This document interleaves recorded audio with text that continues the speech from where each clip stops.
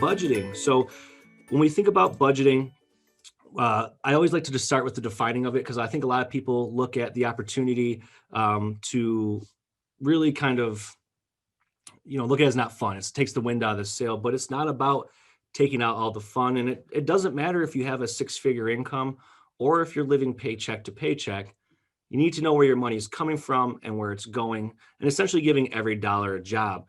Now, this will change, as we do our budgets. Budgets are not perfect. And if you haven't been perfect at doing it, that's okay. I still, on a regular basis, have to fine tune my budget because it's fluid. And I think everybody's is going to fit in that same category. And a lot of the times when we think about ways that we budget, we use a combination of different methods. Now, in today's presentation, I'm going to cover three major methods, the ones that I think are the ones I've seen that most members have been most successful with. But essentially, again, when you think about budget, it shouldn't be about removing your fun.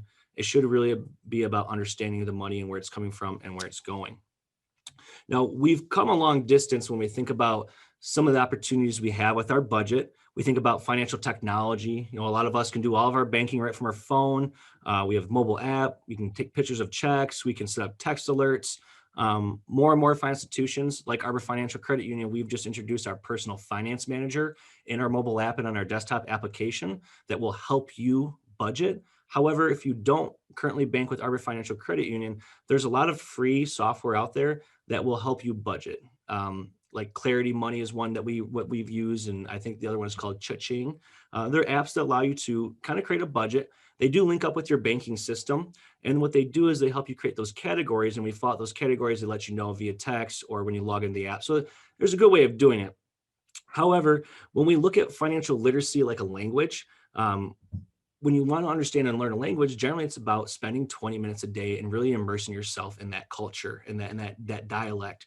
So if we look at financial literacy as being a language, we don't want to just be financially literate. We want to be financially fluent. And the best way is to practice 20 minutes a day.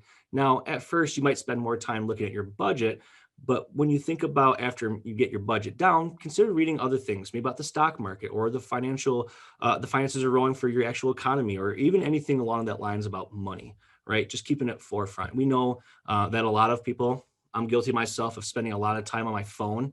Maybe it's social media, maybe it's playing a game. And surely I can scrape off 20 minutes a day to really make that difference and understand that. But the more that you do that, the more on top of mind it is, and the easier it will be to maintain that budget. So let's jump into a couple methods. Like I said, I have three methods here. And then there's no way of wrong doing it. If you try a method and it doesn't work out, try something else. Just don't give up. Keep going forward. You will get something that fits well within the realm of how you like to do your budgeting. So the first one, which is generally one of the more popular ones, is the 50-30-20 method. This method is pretty simple. It's pretty basic when it comes down to budgeting. It's usually the first step I recommend most people that have not created a budget to step into. And because it just gives you thresholds, right? If you think about your net income, and let's say you make $1,000 a month, well, 50% of that, $500 is going to go for your needs. $300 of it's going to go to your wants, and then $200 of it should be saved in some way or another, or paying down debt. Now, what we run into, and this is going to be the same thing on any budget that you have to understand, is the difference between a need and a want. At different times of the day or the year, a need and a want can have that fine line where they go between both. Here's an example. I have very young kids.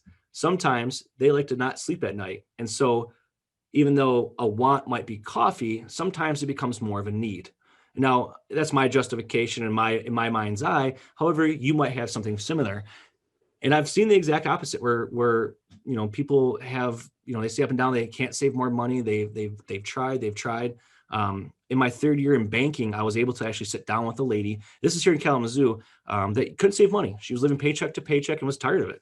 What we did is print off 6 days worth of her statements and went through her statements and kind of just went through with two different highlighters, needs and wants, and just sliced and diced it and made it so that she could see in color representation of what her needs and wants were. And then finally diving down into the needs. In the 60 days, she spent $385 at Starbucks. Now, it can happen where you're making these small purchases that disappear your money. It's like having the money in your pocket that just kind of falls out. You can have that. And it's not saying that with her, we cut out all of her coffee. She just likes coffee. That was her thing. That was her guilty pleasure. And it's not about cutting out the fun, like we said in the beginning. However, we had to tune it down and we had to give it a budget, and we made a budget for that coffee spot. And, instead of spending $385 in 2 months, she now brought it down to about $100 each month. So $25 a week, she's still able to get her $5 coffee. And maybe she doesn't go to Starbucks every time. Maybe she sells with going to Tim Hortons one of the weeks, or something along those lines. Like, you can still have what you have, but you have to make sure it fits within that budget and you can't overspend. And a lot of times when we are running that paycheck to paycheck, the best way of finding it is by highlighting both sides of it.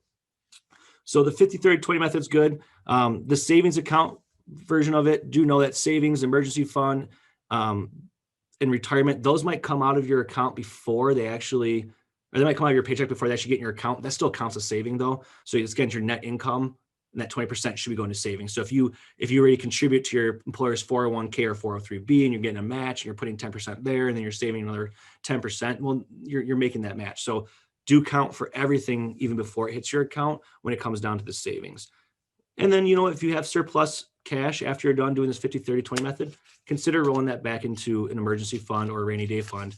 There's no one that I know that will ever say saving money is a bad idea. The next method that I want to touch base on is the zero-based budget. This one definitely requires a little bit more experience. It does allow you to be more in tune. It gets more complex when there's another person, like let's say your significant other, and you guys share your bills and whatnot. It becomes more complex, but really the hardest part is you get your net income, you times it, add it together, and you minus all your expenses, and it has to go to zero, meaning there is no extra left over that you can put to a different account or what have you. Everything. And this is the most extreme version of giving every dollar a job, but there's a lot of people that are successful in it. And the only thing it really requires, even though it's simple by design, it does require some work, but it really just requires planning, like pre-planning. And that pre-planning is simply sitting down the month before, writing on a piece of paper your income and then all your budget. And then if whatever is left after those bills, then you decide what you're paying down. Like, okay, this month we're paying down $200 on the Visa card, or we're going to put another $100 into our savings account for our trip that's coming in a couple months.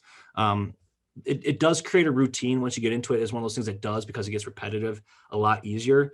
But when you do think about the zero-based budget, I like it a lot because we think really far in advance. We think about seasonal expenses. Generally, like let's say you're traveling in July and you save up $600. Well, if you catch it early enough, like let's say is that July of the following year, well, it's 600 divided by 12, and that's what you got to put in that account in each month, and that's budgeted for. So then when you roll up on July, and maybe it doesn't cover for all of it, and you have some extra left over. However, it's a good way of actually getting your seasonal. If you travel during a certain month, if you have family during a certain month, and I know that we might be distant right now, but we are anticipating full recovery of what we're going through. And I think at some point we're going to get back to going out and traveling and seeing different things. And I think that this is a good budget when it comes down to that. So income minus expenses must equal zero, no left over. If there's anything zero, it has to go into a different budget, or it has to go into a savings account or additional, or maybe you increase your contribution to your 401k. And then lastly, the other one, and this is one that's pretty popular with cash carrying people, but they will literally walk in on payday, withdraw their whole paycheck or very close to it, maybe minus their savings, their emergency savings and stuff like that. And they bring the rest of it home, and they have an entourage of envelopes. And hopefully these envelopes are being reused monthly, so we're not wasting too much, but we have an envelope for everything. They come home and they might split the mortgage. So husband and wife each put $500 in an envelope for the mortgage. And when the mortgage comes due, they open that envelope and they pay it, right? And some of it sounds like you could do it digital and make it easier, but the purpose is doing it in hand, tangible. I have a friend that did this cash envelope method, and he had his bills laid out, and he even went further to have his daily spending budget. So every day he had additional 5 envelopes. Every day he put a $20 bill in there. And every morning he woke up, he took that $20 out, and that was his money for the day. And if he saves it up, if he didn't spend it all day, he would have more fun on the weekend. And that's fine. Any way that you can make that budget fit into your lifestyle is going to be beneficial to you. And that being said, over these 3 methods, if you have a different method or you try a combination of both, maybe you do have cash envelope and still zero-based budget, and it works out well for you. Or maybe you just do a little bit. Now, the best thing to do when you think about all these different methods is do a little research. There are a lot more out there, and there's a lot of tools out there that will help you be successful in staying on topic with your budget. And I know you can do it. And I've seen a lot of people come from the paycheck to paycheck. I can't save anything. And next thing you know, after we've really dived in and helped them understand the disposable income, which is what's left over after expenses, that's when the progress started. That's when the savings goal that's when we started with small savings goals. So, my goal this month is to save $100, and that's going to be a part of the budgeting. However, don't be afraid to try something, and don't be afraid that it doesn't work out the first time. I've been in this profession for 12 years, and I've seen a lot of different great people try and get discouraged, and then they just ride it out for a couple more years before they try it again. Fall down, get back up and try it. The better that you're on your budget, everything will click in. I mean, think about even what your personal finances can do when you're at work. If you're thinking about your personal finances, you might be distracted from it. So those are the 3 methods that I want to cover today. I want to be, again, respectful of your time. So we're at our 15-minute top. Again, this presentation is recorded, and I will go ahead and send out emails to everybody because there were some people that didn't jump on, as well as a survey. If you could fill it out, I greatly appreciate that. And it's also an opportunity and a channel to respond back if you have any questions or anything further we can do for you. So before we wrap up, was there any questions that anybody had or anybody want to chime in? If anybody has any questions, you guys can toss them in the chat and I'll let Ben know. Yolanda said, thank you for the information. It was easy to follow. My pleasure. Thank you, Yolanda. Awesome. Well, we'll disconnect here. Again, look for the email.